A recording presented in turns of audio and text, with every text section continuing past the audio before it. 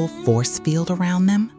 They don't yell, they don't over-explain, they don't justify themselves. They simply are. And when someone tries to cross their boundaries, it's like hitting a granite wall. You look at them and think, how does she manage to be so firm without being cruel? How does she say no without guilt? How does she protect her inner peace like it's sacred treasure? Maya Angelou, one of the most powerful voices of the 20th century, knew this secret. She once said, "When people show you who they are, believe them." But today, I want to go beyond that phrase. Today, I want to teach you not just to believe what people show you, but how to build walls so solid around your essence that only those who deserve it can enter. Maya Angelou wrote, "You may not control all the events that happen to you, but you can decide not to be reduced by them." And perhaps after 40, you're finally understanding that your greatest responsibility isn't to other people's feelings, but to preserving your own sanity. For years, they taught you that being a good woman meant being permeable, that your boundaries should be suggestions, not walls, that saying no was selfish, that establishing rules was being difficult, that protecting your energy was a lack of love. They sold you the idea that a virtuous woman is one who sacrifices herself infinitely, that your goodness is measured by your capacity to self-erase, that true love means accepting any behavior, tolerating any disrespect, forgiving any betrayal. Be patient, they said. Be understanding.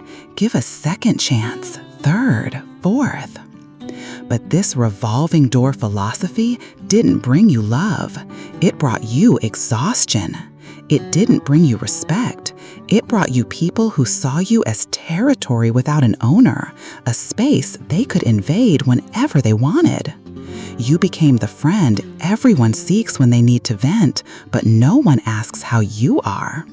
The partner who receives emotional crumbs and still says thank you.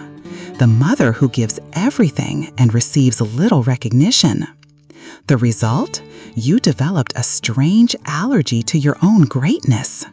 Every time your intuition screamed, "This isn't right," you turned down the volume. Every time your body said, "I'm tired," you had another coffee and continued. Every time your soul asked for space, you packaged your dreams in smaller boxes to fit into other people's lives. Maya Angelou lived this reality. She knew abuse, violation, silencing. She understood in her flesh what it means to be treated like occupied territory. But it was precisely from this pain that her most revolutionary philosophy was born. The art of building boundaries that aren't walls of anger, but temples of self-respect. Here's the truth that Maya Angelou discovered and that only maturity delivers to us. Boundaries aren't walls to keep people away. They're gates that decide who can enter and under what conditions. A woman with healthy boundaries isn't a cruel woman. She's a woman who understood that her time, her energy, and her inner peace are finite and precious resources. She learned that saying yes to everyone is saying no to herself, and that this emotional mathematics never adds up in her favor. Maya Angelou developed what I call the sacred garden philosophy. Imagine your life as a garden. You are the head gardener. You decide what plants grow there, what pests are eliminated, what visitors can enter, and which ones need to stay outside the fence. Some people are like flowers. They beautify your garden and bring joy. Others are like weeds. They drain energy from the soil and suffocate what is beautiful. And some are like pests. They cause active damage, destroying what you planted with love and time. A wise gardener doesn't feel guilty about removing weeds. She doesn't apologize for using pesticide against pests. She understands that protecting the garden isn't cruelty, it's care, it's responsibility, it's self-love in action.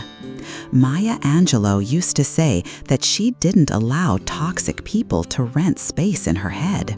She developed a system of emotional filtering that every mature woman should learn.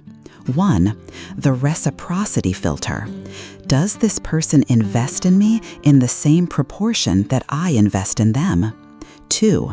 The consistency filter. Do their actions confirm or contradict what they say?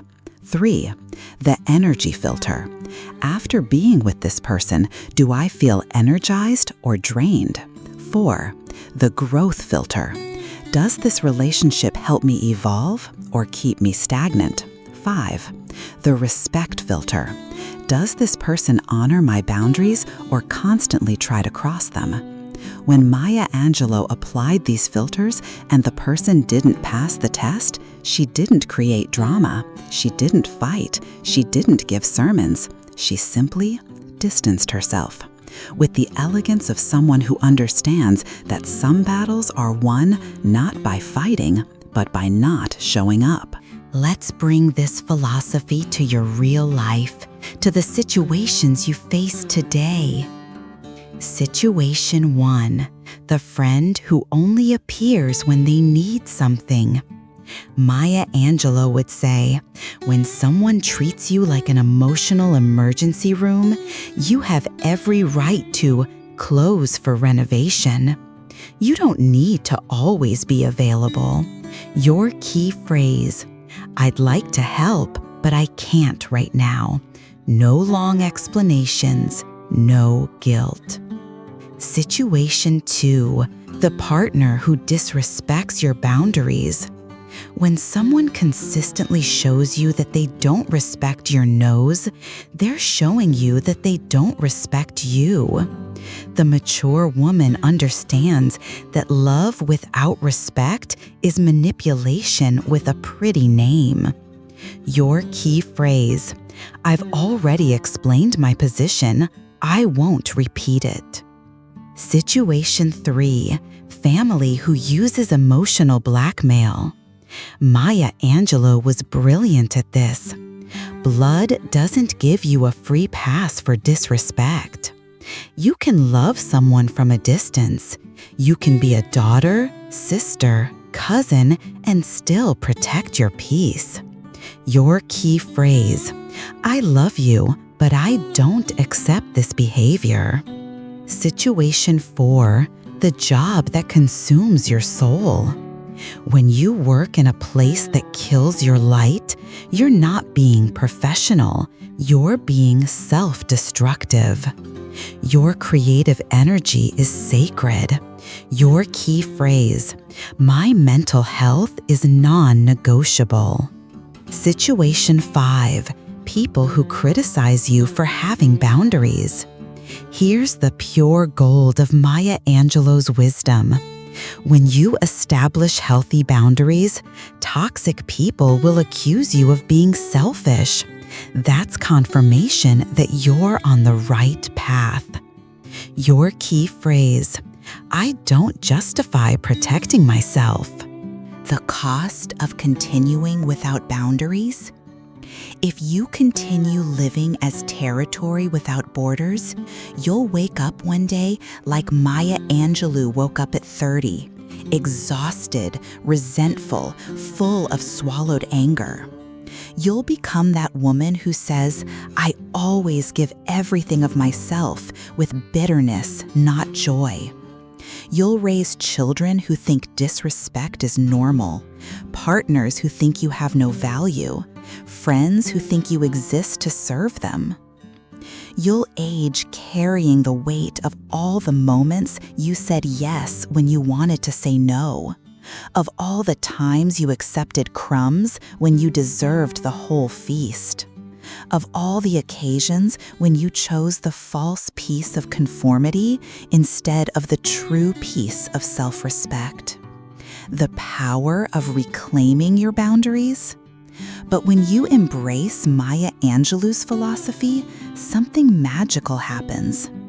You discover that quality people don't feel offended by your boundaries, they respect them. You realize that those who truly love you don't want to see you exhausted and drained. You become like Maya became, a woman who can be in a room full of people and still maintain her inner peace intact.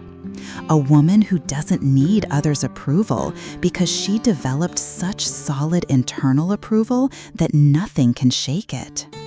You start attracting people who value your authenticity, relationships based on truth, not convenience, opportunities that honor your talent, not exploit your goodwill. And the most revolutionary part? You'll discover that healthy boundaries don't make you less loving.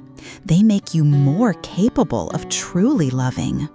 Because you can only give what you have, and when you preserve yourself, you have much more to offer. Maya Angelou said, "A woman in harmony with herself is like music. She resonates and resonates and resonates." If these words touched something deep within you, it's because your soul recognized an ancestral truth. You weren't born to be small. You weren't born to accept crumbs. You weren't born to be anyone's emotional doormat. You were born to be a thriving garden with lush flowers and firm fences.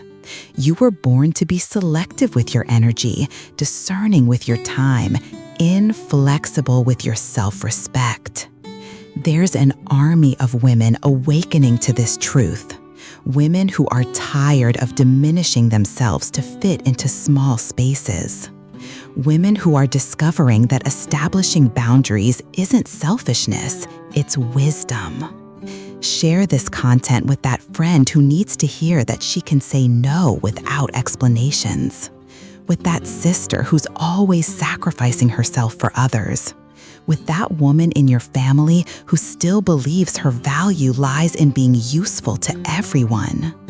Let's create a network of women who protect and respect themselves, who understand that healthy boundaries are acts of love, self-love, and true love for others. Because when you respect yourself, you teach the world how to treat you.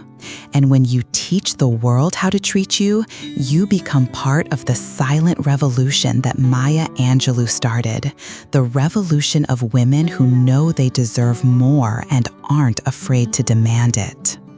Like this video if you're ready to build your steel boundaries. Share it if you want to see more women living in emotional freedom. And comment, "I deserve respect," if you're committed to this journey of self-discovery and protection of your essence. Together, we are unbeatable. Together, we are free.